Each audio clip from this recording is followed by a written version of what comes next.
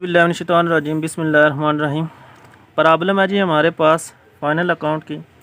From the following trial balance of businessman prepare trading profit and loss account income statement and balance sheet as on 31 December 1991। तो trading profit and loss account बनाते हैं हम और उसके बाद balance sheet बनाते हैं, ठीक है। यानी कि ट्रेडिंग प्रॉफिट एंड लॉस और जो दूसरी होती है इनकम स्टेटमेंट। इनकम स्टेटमेंट समझे रिपोर्ट फॉर्म होती है और ये दूसरा टी फॉर्म होता है। तो इसके हम आइटम देख लेते हैं जी।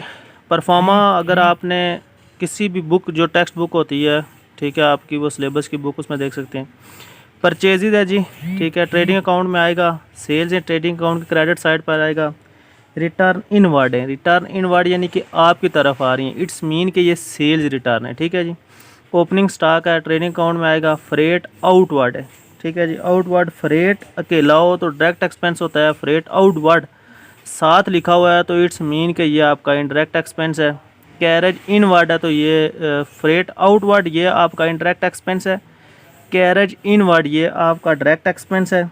सिर्फ कैरेज होगा तो ये इनडायरेक्ट होगा। देखें ये दो चीज़ें कंफ्यूजिंग है। सिर्फ फ्रेट होगा तो डायरेक्ट एक्सपेंस होगा, लेकिन फ्रेट आउटवर्ड साथ लिखा हुआ है तो इट्स मीन कि ये इनडायरेक्ट एक्सपेंस है। कैरेज इनवर्ड है तो ये आपका डायरेक्ट एक्सपेंस है, इनवर्ड में मेंशन है। सैलरीज एंड वेजेस, ठीक है, ये इनडायरेक्ट है। अगर वेजेस एंड सैलरीज होता तो ये डायरेक्ट होता। Rent and rates indirect expense है। ट्रैवलिंग एक्सपेंस इनडायरेक्ट एक्सपेंस है। डिस्काउंट एक्सपेंस है आपका। कमीशन एक्सपेंस है क्योंकि डेबिट साइड है, अगर ये क्रेडिट साइड पर होती तो ये आपकी इनकम होती। बैंक अकाउंट, ठीक है जी, ये एसेट है। ट्रेड क्रेडिटर ये आपकी लाइबिलिटी है। उसके बाद सन्ड्री डेटर ये आपका एसेट है। कैपिटल अकाउंट, आपको पता है कि अकाउंटिंग इक्वेशन के मुताबिक तीन मेन चीज़ें होती हैं, ठीक है जी। Asset is equal to liability plus capital, ठीक है जी। तो ये हमारे पास लाइबिलिटी साइड पर आएगा। उसके बाद ड्राइंग अकाउंट है तो ड्राइंग की ट्रीटमेंट भी हम आगे देखते हैं।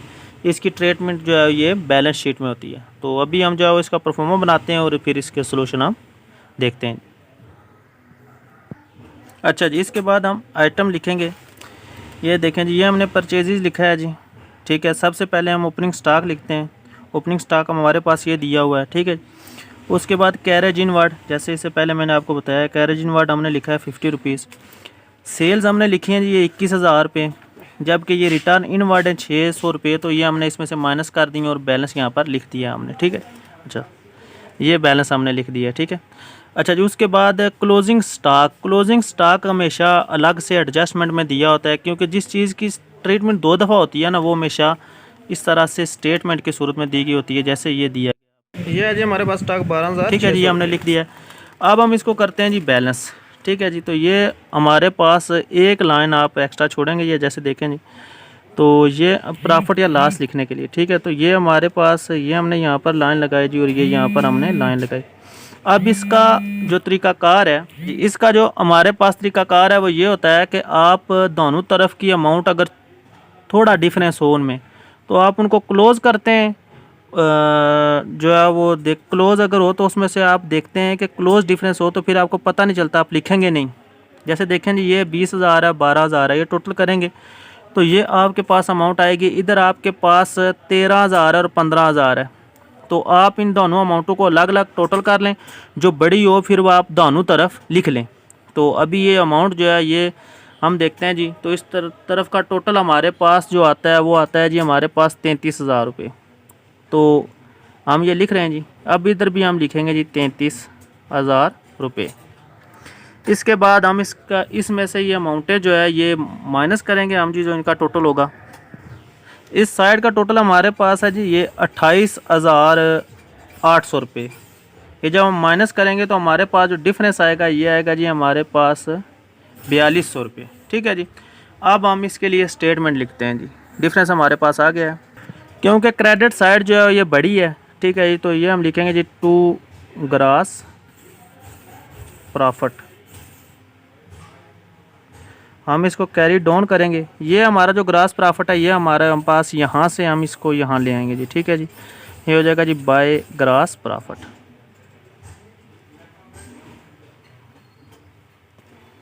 ठीक है जी। ये है जी हमारे पास 4200 रुपये। ठीक है जी। अब हम जो बाकी स्टेटमेंट हैं वो सारी लिखते हैं और फिर उनका हम पुट करते हैं यहाँ पर। अच्छा, जो उसके बाद प्रॉफिट एंड लॉस के अकाउंट के जो आइटम है हमारे पास, देखें ये फ्रेट आउटवर्ड है, ये हमारे पास प्रॉफिट एंड लॉस का आइटम है। सैलरीज एंड वेजेस है, रेंट एंड टैक्सेस है, ट्रैवलिंग एक्सपेंसेस हैं, डिस्काउंट है, कमीशन है। ठीक है जी। बाकी ये एसेट है, ये हमने यहाँ पर इनकी अमाउंटें लिखी हैं। ठीक है जी। अभी हम इसको टोटल करते हैं और इसको फिर हम ग्रास प्रॉफिट से माइनस करेंगे, यानी कि इसका टोटल करते हैं और देखते हैं कि ये इससे ज़्यादा है या कम है। तो अभी हम इसका टोटल करते हैं जी। अच्छा जी, हमने इसका टोटल किया तो ये दोनों तरफ साइड का जो टोटल आ रहा है हमारे पास वो आ रहा है जी हमारे पास 1273 रुपये। तो इसका मतलब है कि ये साइड हमारे पास बड़ी है, तो हम इसको दोनों तरफ लिख देंगे जी। ये जो है ये हमारे पास है जी 4200 रुपये। अब इसमें से ये हम सारी चीज़ें जो है वो माइनस करेंगे तो हमारे पास जो आएगा जी टू नेट प्रॉफिट। ठीक है जी। ये नेट प्रॉफिट जो है हम बैलेंस शीट में ट्रांसफ़र करेंगे। तो 1273 रुपये अगर हम माइनस कर दें तो हमारे पास इसमें से जो डिफरेंस आएगा वो आएगा जी 2927 रुपये। ठीक है जी। ये हमारे पास नेट प्रॉफिट आ गया। अब हम इसके बाद ये जो बैलेंस है इसको हम बैलेंस शीट में लेके जाएंगे, बैलेंस शीट बनाएंगे और फिर ये प्रॉब्लम हमारी मुकम्मल होगी जी।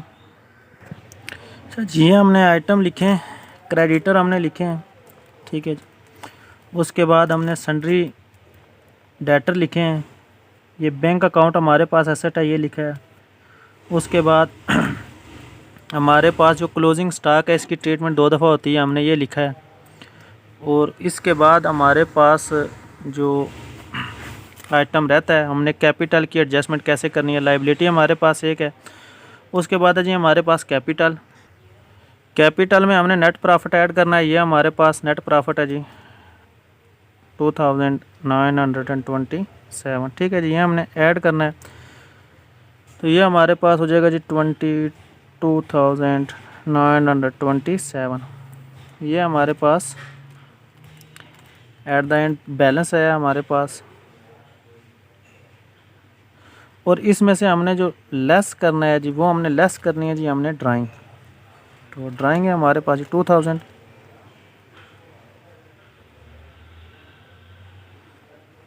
ड्राइंग हमने लेस कर देनी है जी।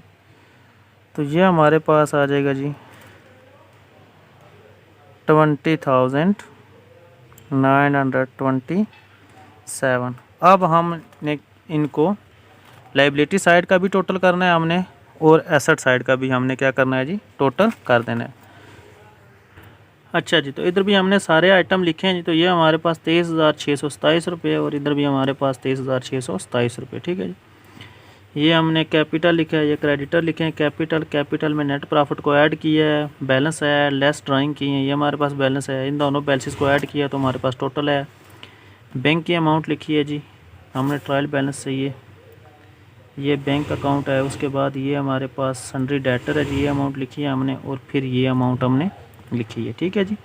Closing stock 12,600। ठीक है जी। तो ये थी जी हमारी आज की प्रॉब्लम। उम्मीद है कि आज की कोशिश आपको अच्छी लगी होगी। इंशाअल्लाह ये सिलसिला कंटिन्यू रहेगा। Thank you.